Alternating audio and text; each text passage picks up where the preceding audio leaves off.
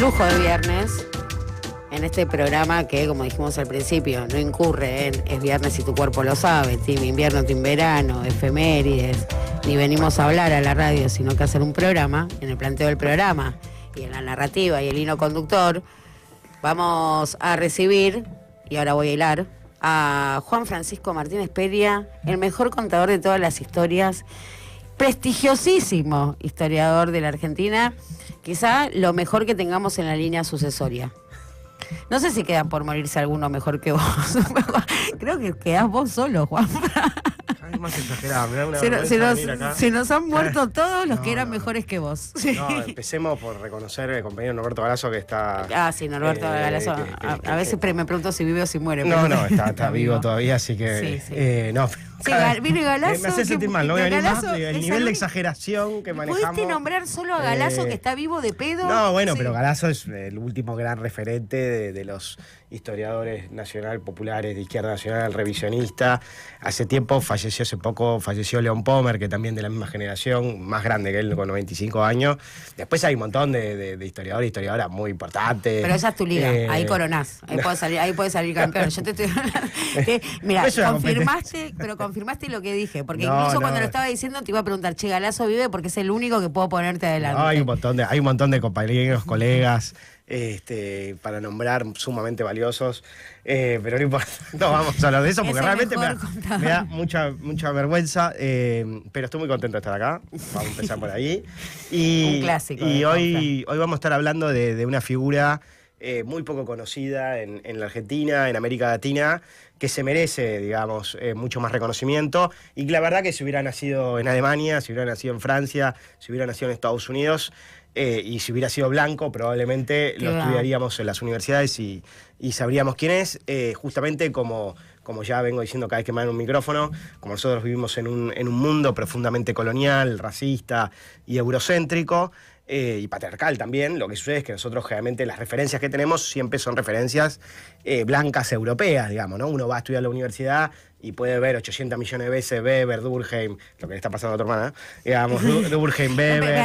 Voy a hacer una pausa porque como vamos hilando en el programa, yo primero que vengo a contar hace un ratito que harta de Weber, Durkheim, Locke y Rousseau, claro. Me voy a estudiar electrotecnia y que me anoté en el curso de electrotecnia, que tiene básicamente análisis matemático 1, 2, 3 y 10.000. Un desafío, es un desafío nuevo. Creo que es una carrera de grado. Es una especie de especialización dentro de la ingeniería eléctrica, porque son las grandes obras de ingeniería. O sea que son 2 años, digamos, es un curso. Sí, es un curso de 2 años. Muy mágico. Veremos cómo queda. Bueno, yo te puedo recomendar gente que sabe de física cuántica. Así que esto es una oferta académica de la Universidad Técnica Nacional, pero también eso tenía que ver, y de alguna manera lo linkeo, porque cuando al inicio del programa decíamos, yo estaba pidiendo un documento de identidad oriental de algún tipo, porque mi única ambición hoy viernes es conocer el Parque Acuático de Corea del Norte.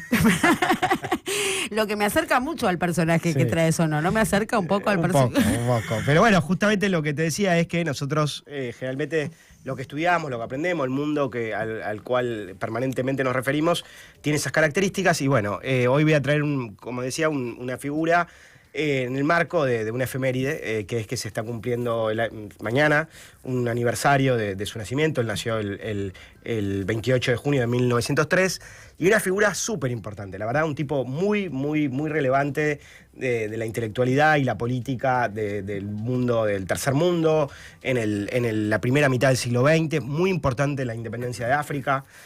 Particularmente muy importante la independencia de Ghana. La independencia de Ghana fue la primera independencia de África subsahariana, que es como si te dijera, en gran medida, una revolución similar a la de Cuba, en términos del impacto que tiene. ¿Cuál es la África subsahariana? Y África negra. Entonces, abajo del sur, ¿no? Entonces, tenés la África Norte, donde ahí tenés 2 revoluciones muy importantes, la de Nasser en el 52 y la de Argelia en el 54, y la revolución en el sur de África, o en África subsahariana, mejor dicho.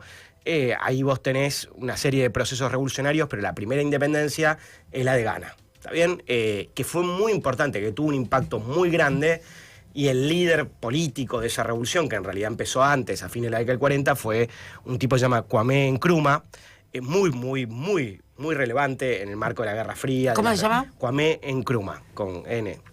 Nkrumah. Muy, muy importante. Y el teórico detrás de eso, y la figura, digamos, el mentor de eso, es el muchacho que tenemos acá, que se llama George Padmore. Lo mostramos para la audiencia, no sé si mostralo vos. George Padmore, que yo publiqué el año pasado un libro sobre él, y antes publicamos un libro de él, que yo traduje y lo publicamos en castellano. Los dos publicados por... Esta es como una especie de su biografía. Sí, eso es su biografía. Y esta es una traducción de... Esa es una traducción del primer libro de él, que se llama Vida y lucha de los trabajadores negros. ¿Por qué es importante esto, incluso para el día de hoy? ¿Está bien? Primero y principal... primero y principal, bueno, les decía, Padmore nace en Trinidad y Tobago, nace en el Caribe, un Caribe marcado, Caribe que era colonia británica, marcado por la esclavitud, el colonialismo, el racismo. De ahí se va a Estados Unidos y en Estados Unidos se hace comunista. No, pobre, negro y comunista. Claro, y acá hay algo muy importante, no. Vos fijate lo que les decía a Piscito, les decía de cómo nosotros desconocemos parte de la historia.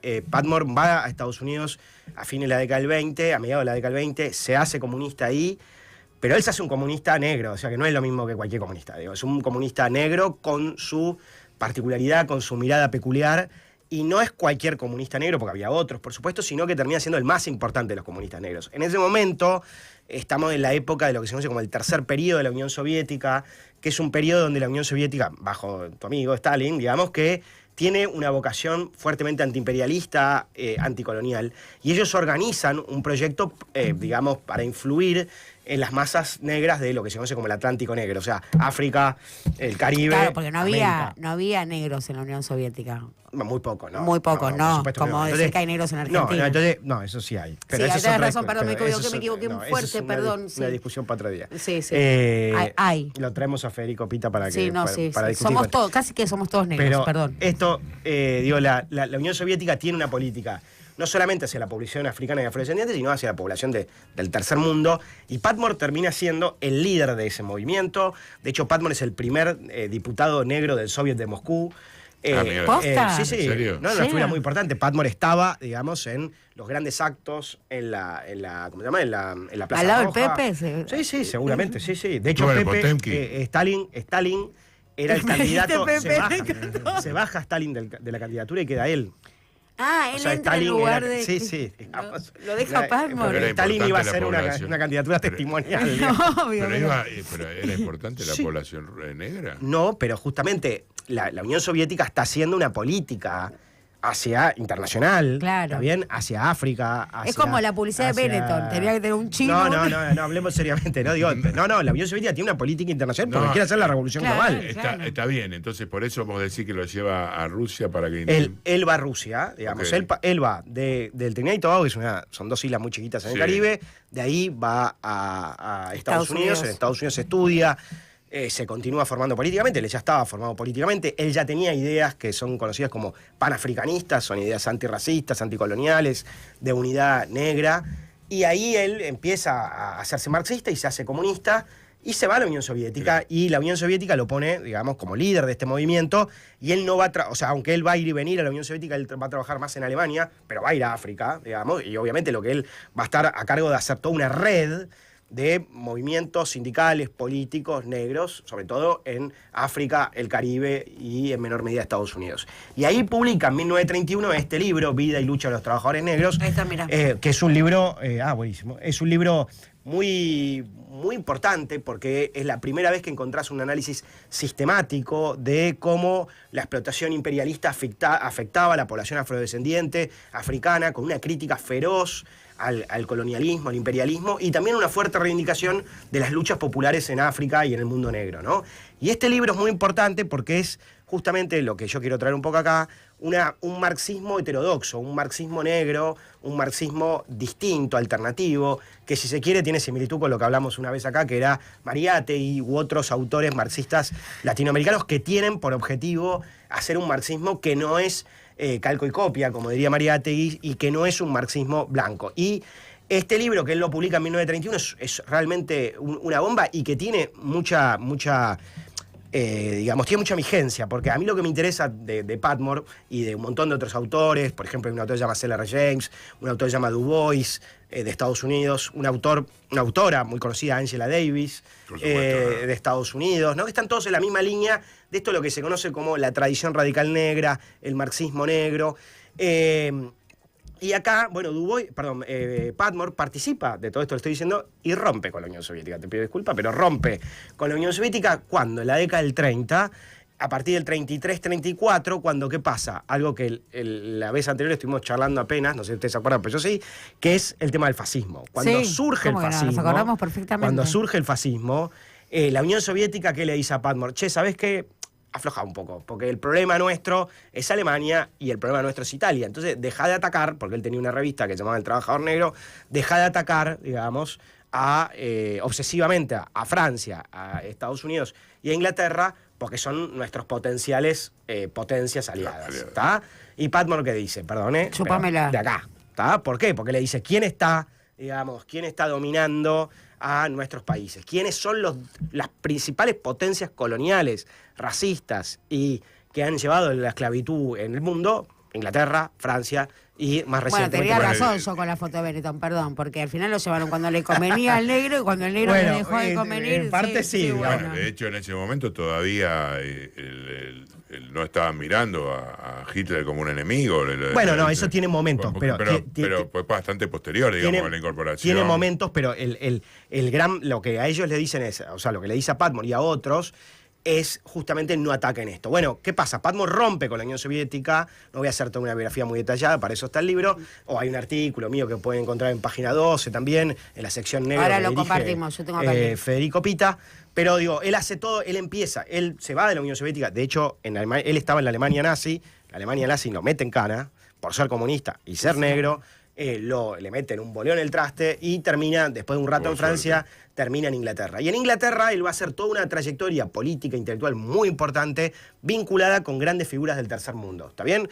Con muchas figuras del mundo negro, digamos, y con otras figuras como va a ir conociendo a Nasser, Nasser después, pero va a conocer a Nehru, que va a ser el líder junto con Gandhi, la independencia de la India, va a tener relaciones en la década más adelante, de la década 40 y 50, con Ho Chi Minh, ¿está bien? Después va a ser, como les dije, el gran maestro de muchos revolucionarios africanos y del Caribe, y lo que va a ir construyendo es un movimiento panafricanista, marxista, negro, anticolonial, y que va a estar muy en la línea también de la tercera posición, ¿no? Porque justamente después de haber aprendido esta relación compleja con la Unión Soviética, va a decir ni yanquis ni marxistas. Claro. Y él va, al final era re peronista, Padmore. Y él va a tener... No lo sabía. Bueno, eso te lo traigo otro día, lo hablamos otro día. Pero hay algo. Hay algo.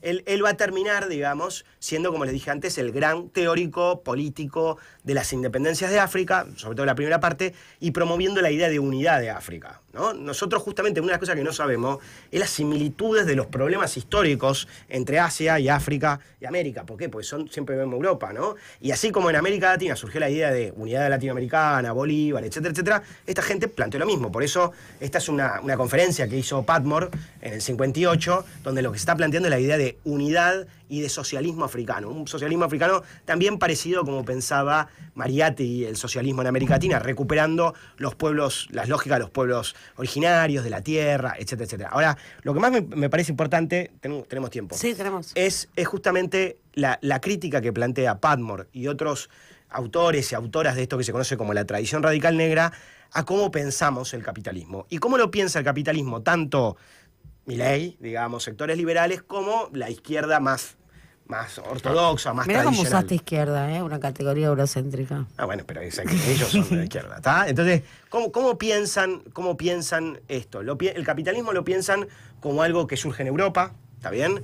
Que surge fundamentalmente en Europa a partir de una serie de transformaciones intraeuropeas, como el capitalismo como algo, digo, la derecha obviamente como algo muy celebrable, como el símbolo más importante del progreso, pero el Marx, sobre todo el Marx de una primera etapa, también lo ve como algo muy positivo, ¿no? Muchos han dicho que hay que leer Capital y ver el Manifiesto Comunista también como una gran celebración del desarrollo capitalista. ¿Por qué? Porque trae progreso técnico, progreso económico, trae la construcción del Estado, la ciencia, ¿no?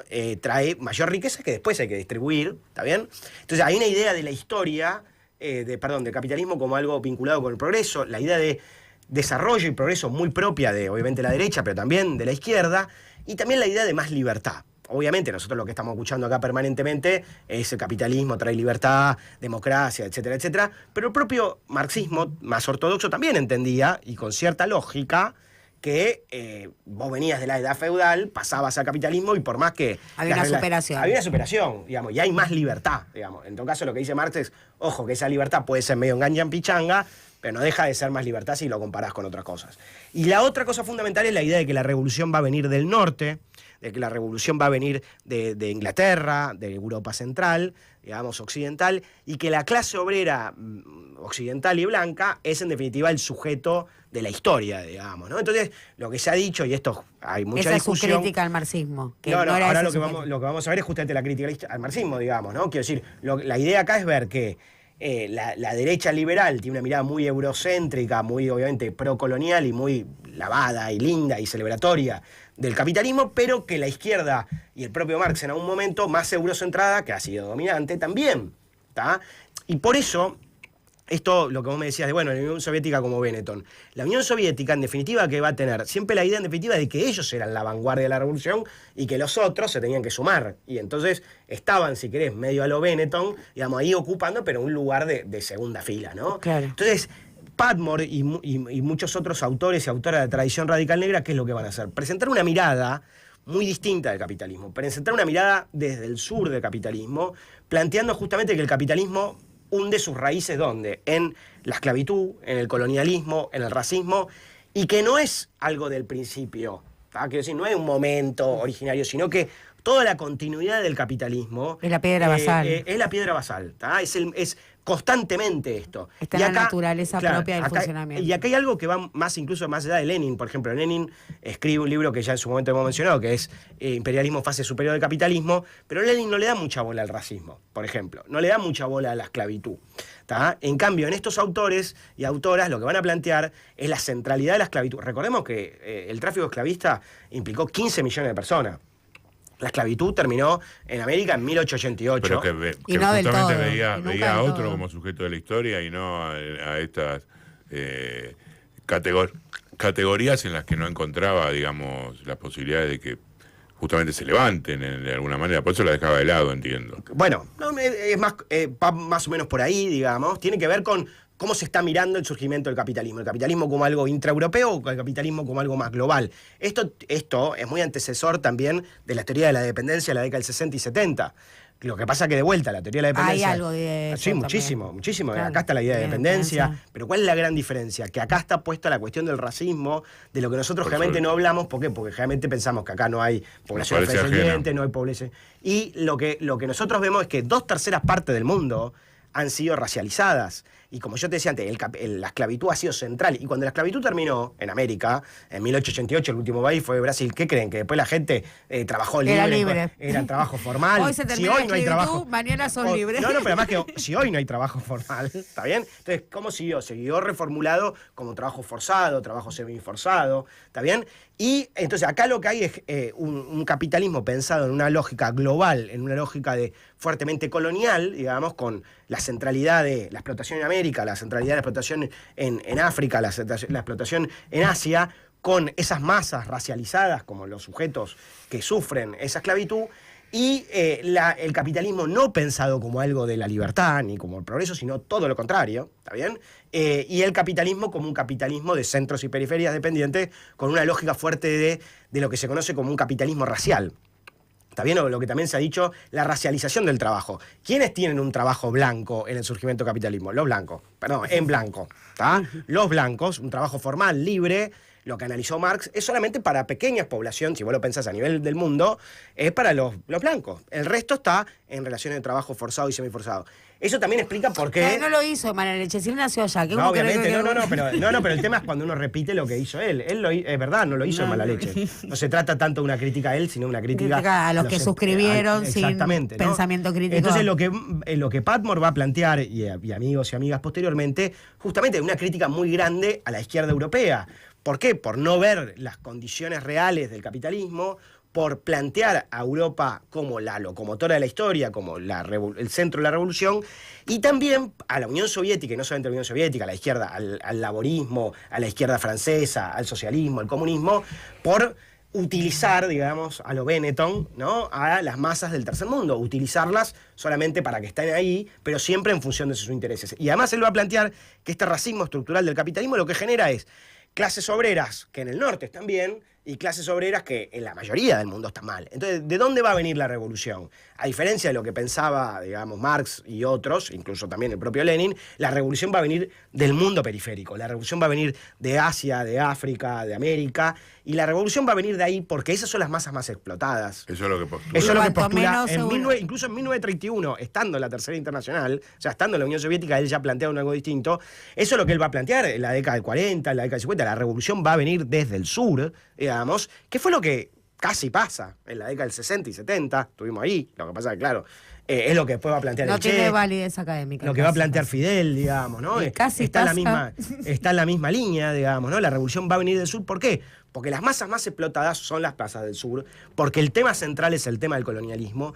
Y la otra cosa también, el socialismo no va a ser, como decíamos antes, en términos de Mariatti, ni calco ni copia. El socialismo en África va a ser un socialismo que recupere las tradiciones africanas, que recupere las lógicas africanas, y va a ser, además, esto que decíamos al final, ni tercera posición, en el sentido que él dice, nosotros no tenemos que seguir críticamente a la Unión Soviética, ni a la izquierda europea, ni mucho menos, obviamente, a Europa Occidental. Y la última cosa es, y esto también tiene mucha vigencia, es cómo pensar el liberalismo y el fascismo. Él en la década del 30, en la década del 40, va a discutir fuertemente con la izquierda europea, también, y con la Unión Soviética, a la que por la duda les aclaro, y para que estés contenta, nunca criticó, nunca impugnó totalmente. Él siempre siguió viendo como un país socialista que tenía una política internacional en zigzag irreprochable, pero que no era, digamos, no era un Estado que hay que destruir, digamos. Al contrario, él en la Segunda Guerra, a pesar de criticar la política internacional de la Unión Soviética, va a seguir bancando de alguna manera la Unión Soviética. ¿Qué va a decir? El fascismo, que es visto por la izquierda europea como algo nuevo, como algo terrible, y que también genera el escándalo de los liberales, lo que él va a decir es, el fascismo y el nazismo en realidad tiene un de sus orígenes en el colonialismo en el sur, y particularmente en África. Lo que él va a decir es, lo que está haciendo Alemania y lo que está haciendo Italia es lo mismo que hicieron, los genocidios que hicieron en África, el racismo que hicieron en África, el totalitarismo que hicieron en África. Ahora, cuando lo están aplicando a poblaciones blancas es un escándalo, pero hace 3 minutos, cuando lo aplicaban en África, no pasaba nada. Pero, lo más importante, lo que él va a decir es que en realidad esta gente no inventó nada, que en realidad aprendieron de sus amigos liberales, Francia, Inglaterra, que tienen los imperios más grandes del mundo. Entonces lo que él va a decir es, Inglaterra y Francia pueden ser liberales, quiero decir, en el sentido de que hay instituciones de mayor libertad en las metrópolis, pero tienen un imperio con millones y millones de personas, donde esas millones y millones de personas sufren lo que él llama un fascismo colonial, digamos, ¿no? Entonces ahí es lo que él presenta el fascismo y el liberalismo como una suerte de monstruo europeo con dos caras, al cual en la década del 40 y en la década del 30 y en la década del 40 convoca a enfrentar a los dos a la misma vez, digamos, ¿no? Entonces, en el marco de la Segunda Guerra Mundial, no dice abajo el fascismo, viva Francia, la resistencia francesa, lo que él está criticando a la misma vez es el imperio británico, el imperio francés, Estados Unidos, y a la misma vez que llama a luchar por el fascismo. Y esto es importante para retomarlo, ahora no tenemos tiempo, pero para retomar otro día, cómo entender el fascismo hoy. El fascismo como algo totalmente diferente al liberalismo, o el liberalismo y el fascismo como primos hermanos, que en todo caso el liberalismo tiene lógicas distintas, depende a quién se aplique, digamos, ¿no? Para pelearte un poco, ¿no? Y cerrar, ¿no? A modo de conclusión, porque fíjate que... Quedarte con la última palabra. No, porque te la voy a dar a vos. Pero hablando sobre la figura de Padmore, nos terminamos preguntando, replanteando qué es el fascismo, qué es el liberalismo, que son otra vez doctrinas que surgen en el corazón de los países imperios desarrollados, de las economías centrales, y sin embargo Padmore nos muestra algo de una historia que nunca termina de morirse, porque si bien es un proceso histórico que me resulta muy lejano y tengo muy poco acceso a la información y me gustaría acercarme mucho más, pero hoy en África se está dando un movimiento muy interesante en términos de panafricanismo, ¿no? Sí. Hay algo de Padmore que vive hoy en lo que está sucediendo en África en términos políticos. Sí, no es que solamente hay algo de Padmore, quiero decir, hay algo de Nkrumah, digo, el que fue el maestro, el que fue el discípulo principal de Padmore, fue una figura gigantesca, es como que te diga, hoy por hoy es casi como la suerte de Bolívar, porque es el que intentó, digamos, hacer la Unión Africana y estuvo bastante cerca. Pero yo ahora me voy recontra entusiasmada con que la revolución va a venir de África y puede llegar a ser mañana, pasado. Lo importante es que, mira, yo te digo, te doy un ejemplo y con esto si querés cierro. Cuando fueron las elecciones en Francia, ¿te acordás? Hace un tiempo, Página 12 sacó en la tapa, digamos, libertad, fraternidad, igualdad, ¿tá? Te cuesta poner igualdad ahí, ¿no? Sí, totalmente. Y entonces, claro, ahí que es que vemos nosotros que el progresismo y la izquierda o el Movimiento Nacional Popular Argentino, bla, bla, siempre tiene como referencia a Francia y Europa, ¿tá? Y, Página 12 algo debe haber sacado de lo que está pasando en África, pero no lo tiene como referencia. No está en ningún lado y es una unión Nosotros deberíamos tener como referencia claro. eso y ni hablar lo que pasa en el resto de América Latina. Ese es el aprendizaje. En otro momento, en la década del 60 y 70, esto pasaba más. ¿Por qué? Porque vos tenías la revolución de Argelia, tenías a Nasser, tenías la revolución en Ghana, tenías el Congo, tenías Lumumba, tenías la figura de Fanon, que también a quien conoció él, tenías la revolución china, digamos, tenías Cuba, por supuesto. Entonces vos fíjate que Udeva tenía toda una colección de África y Asia, donde publicó libros. Hay un libro de él, Padmore nunca fue traducido enteramente en castellano, pero hay un libro que incluye textos de él, ¿está bien? Estaban las biografías y textos de Nkrumah. Bueno, todo eso que en otro momento fue muy importante se fue perdiendo. ¿Por qué se fue perdiendo? Porque ganaron. Porque la Guerra Fría no fue solamente una Guerra Fría, fue una Guerra Fría y a la misma vez fue una revolución desde el sur, ¿está bien? Fue Vietnam, fue Cuba, fue todo esto que estamos viendo, y derrotaron las dos cosas. Y a eso hay que volver, digamos. Hay que volver, yo lo que hago es intentar volver desde recuperar el pasado, pero obviamente lo que te lleva a esto es, estamos recuperando el pasado, bueno, veamos qué está pasando en África. Porque es sumamente interesante y es una experiencia que construye sentido y es mucho más cercana. Obviamente. Y además es muy interesante, porque además no nos llega, pero lo que está pasando en África es sumamente interesante. Es sumamente interesante y hay mucho para aprender y hay una lógica sur-sur ahí de BRICS y todo eso que hay que, obviamente, recuperar y continuar.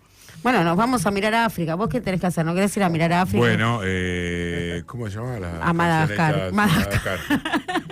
África es Madagascar. Lo que aprendí una vez viendo un periodista internacional que ya no está más en los medios era cómo se hizo la división entre los países. Agarraron la escuadra y la regla y después de la...